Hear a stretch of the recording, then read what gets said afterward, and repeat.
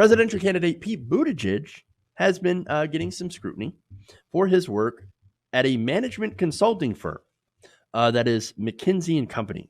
So again, that's a consulting firm that goes around and assists companies at cost cutting. So we know what that means.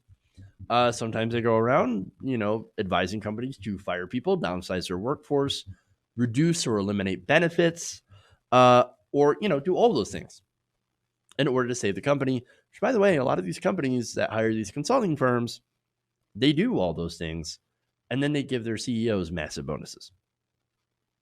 So, oh boy. Now, that also, working for McKinsey and Company, you also might advise authoritarian governments and state-run businesses as well. McKinsey consultants have worked with Chinese firms acting in opposition to U.S. interests and gone on to work at Russian energy companies that they were advising. Now, past McKinsey clients include Enron, Purdue Pharma, who is in a little bit of trouble for their OxyContin,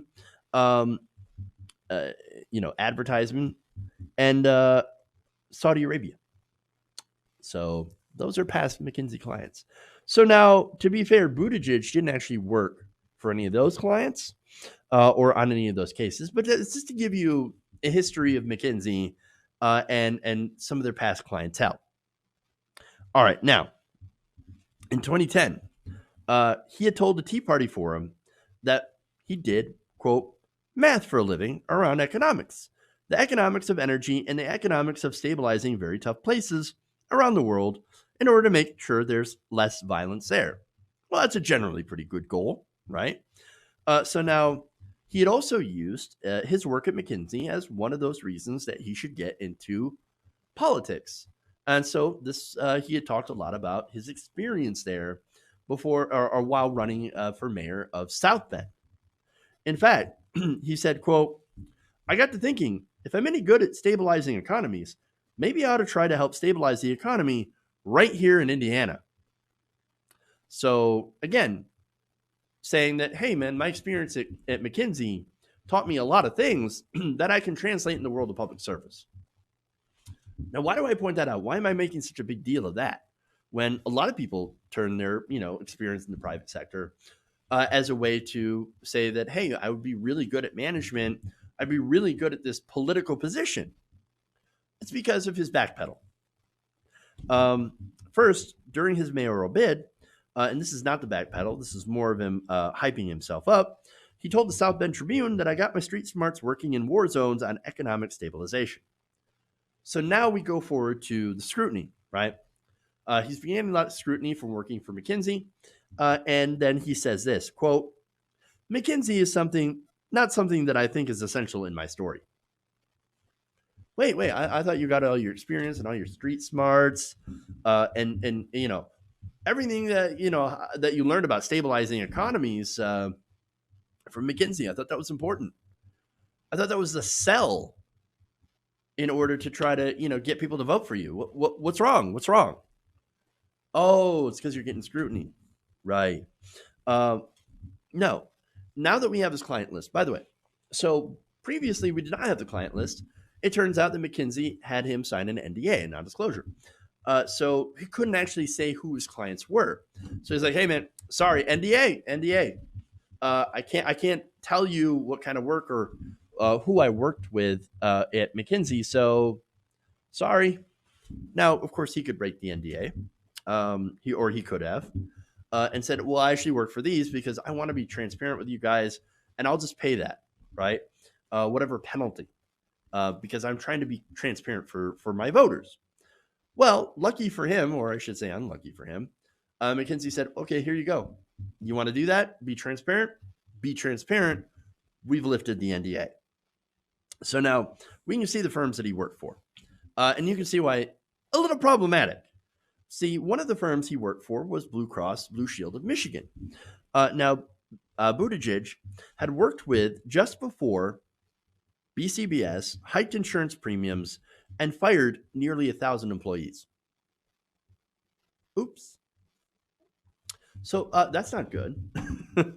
Now Buttigieg is saying, hey, look, hey, that's not fair.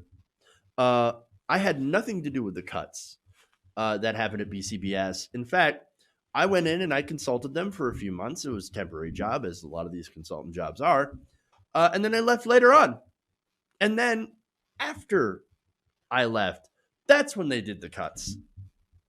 So, but you did consulting work. You might have consulted them and said, this is how you get out of the red by, again, uh, firing a bunch of people and doubling their insurance premiums. Because that's exactly what happened at BCBS.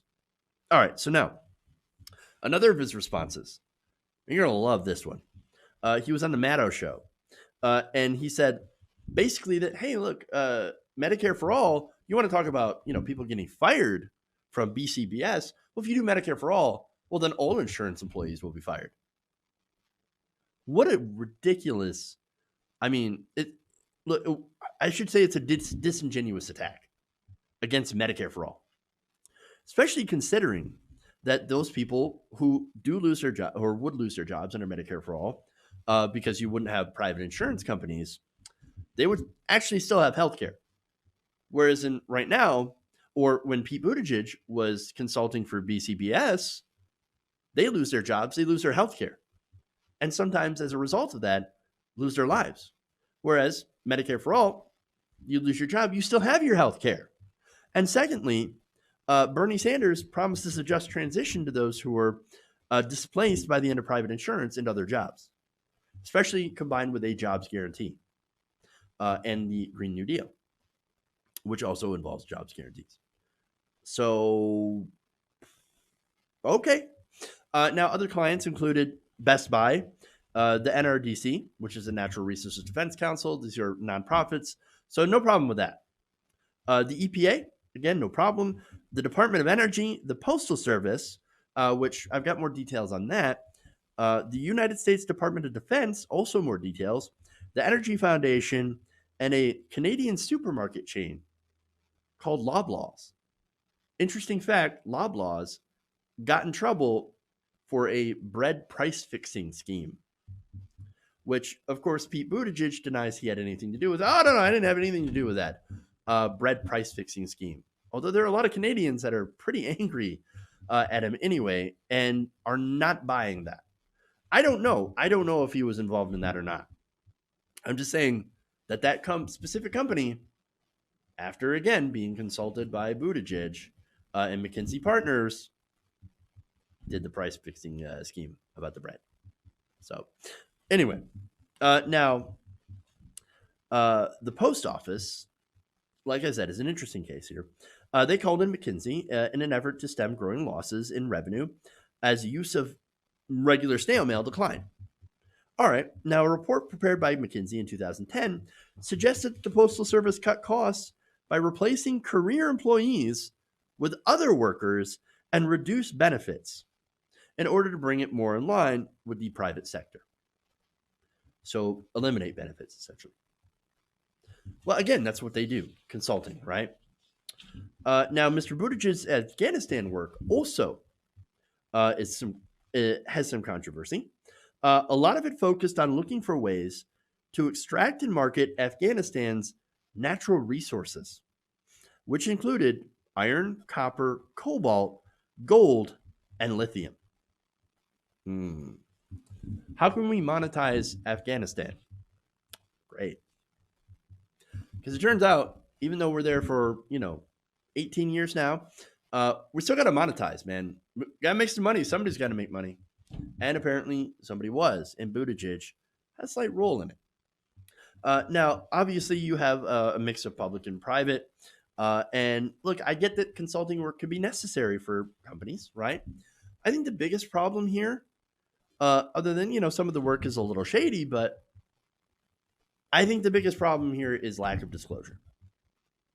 And now, again, we can kind of see why, because it doesn't actually have the best look. It looks potentially bad. And it really does show him as being far from the progressive that he started out claiming to be. Now, of course, he started out claiming to be progressive, and then, because it was popular.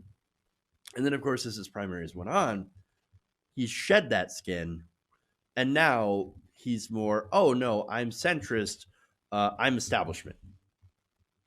I'm just not old like Joe Biden. And I'm also, I also tick the box of being in the LGBT community. So vote for me. Well, so there it is. Look, this is another example of why Pete Buttigieg is not a good choice for presidential candidate. Hey guys, hopefully you enjoyed that free video. Now I'm going to have to ask you a favor. Between the demonetization and the YouTube algorithm messing around with view counts, etc., we're having a hard time adjusting to the new YouTube reality, which is where you guys come in.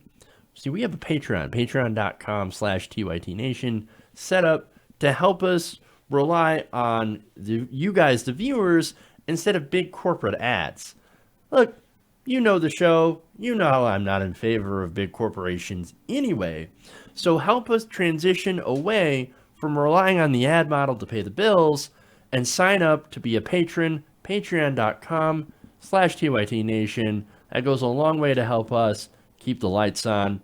And you guys will know that you're supporting independent progressive media.